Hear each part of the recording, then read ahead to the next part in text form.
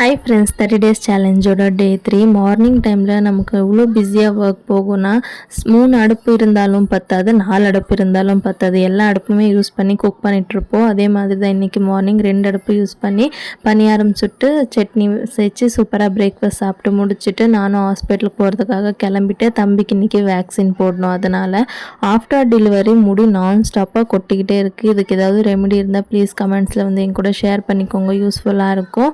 Hospital வந்து நியர்பைன்றதுனால பைக்லேயே போயிட்டு எல்லாமே ஒரு 1/2 ஹவரில் முடிச்சுட்டு அங்கேருந்து கிளம்பி வீட்டுக்கு வந்துட்டோம். வீட்டுக்கு வந்த உடனே பாப்பா வந்து தம்பியை பார்த்துட்டு அழுந்தானாம்மா, எத்தனை ஊசி போட்டாங்கன்னு சொல்லி அவங்க கூட கொஞ்ச நேரம் கொஞ்சி விளையாடிட்டு இருந்தா. அண்ட் டாக்டர் சொன்ன மாதிரி ஐஸ் ஒத்தடம் கொடுத்துட்டு அவங்க சொல்லியிருக்கிற சிரப்பும் கொடுத்து தம்பியை கொஞ்ச நேரம் தூங்க வச்சாச்சு. பாவம் புள்ள வழியில் துடிச்சிட்டே இருந்தா. இந்த மாதிரி டைமில் நீங்கள் வேறு ஏதாவது மெத்தட் ஃபாலோ பண்ணுவீங்களான்னு சொல்லி மறக்காமல் கமெண்ட்ஸில் சொல்லுங்கள். இன்னொரு வீடியோவில் பார்க்குறேன். பாய்.